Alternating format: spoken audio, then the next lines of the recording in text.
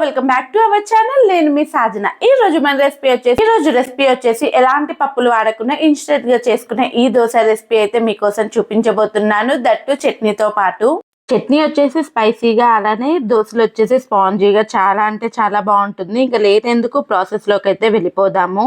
ముందుగా అయితే ఒక మిక్సింగ్ బౌల్ లోకి అయితే ఒక 2 కప్పుల దాకా అయితే అటుకుల్ని తీసేసుకుని, అలానే 1 కప్పు దాకా బొంబాయి రవ్వని తీసుకోవాలి. అదేనండి ఉప్మా రవ్వ.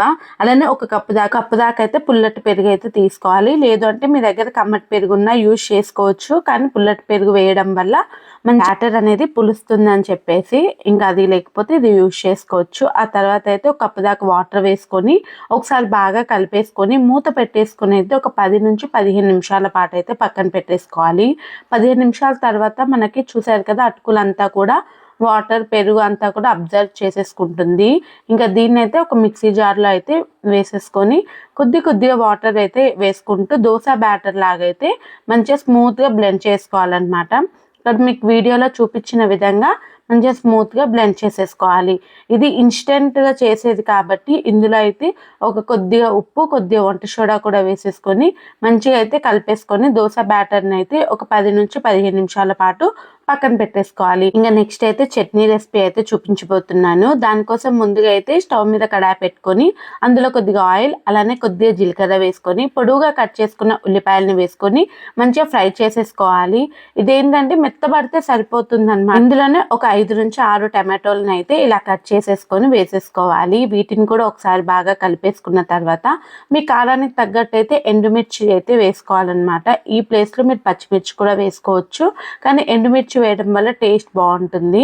ఆ తర్వాత ఒక 5-6 వెల్లుల్లి పలుకులు కూడా వేసేసుకొని మంచిగా అయితే మగ్గించుకోవాలన్నమాట. ఇలా మగ్గేటప్పుడు కొద్దిగా పసుపు, ఉప్పు కూడా వేసేసుకొని మంచిగా మగ్గించుకోవాలి.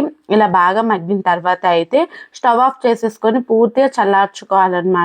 వేడి మీద అస్సలు మిక్సింగ్ చేయకూడదండి. ఇంకా అందుకని పూర్తిగా చల్లారిపోయిన తర్వాత దీన్ని అయితే మిక్సీ జార్లోకి అయితే తీసేసుకోవాలి.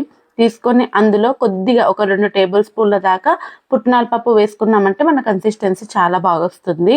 ఆ తర్వాత అయితే దాన్ని మంచిగా మిక్సీ చేసేసుకొని ఇలా చట్నీ బ్యాటర్ లాగా అయితే చేసుకొని పక్కన పెట్టుకొని దాని మీద అయితే ఆవాలు, జీలకర్ర, అలానే ఎండుమిర్చితో పోపు పెట్టేసుకొని అదైతే దాని మీద వేసేసుకోవడమే అనమాట. ఆ తర్వాత అయితే దోశ పెనానికి అయితే కొద్దిగా ఆయిల్ రాసేసుకొని ఇంకా దోశలాగా పోసేసుకోవడమే. కానీ కొద్దిగా మందంగా వేసుకోవాలి. అంటే మనకి సెట్ దోశ అంటారు కదా, ఆ టైప్లో వేసుకోవాలన్నమాట.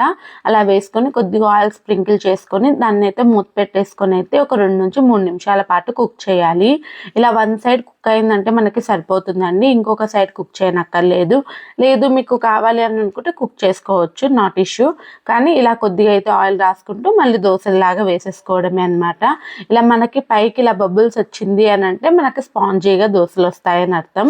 ఇదైతే ఐరన్ పెనమే అండి, కానీ కొద్దిగా బ్లాక్గా కనిపిస్తుంది, కానీ ఐరన్ పెనమే. ఇంకా మనకైతే దోశలు అయితే రెడీ అయిపోయింది. ఎంతో టేస్టీగా, అలానే చాలా క్విక్గా అయిపోయి ఈ స్పాంజీ దోశలు అయితే చాలా అంటే చాలా బాగుంటుందండి.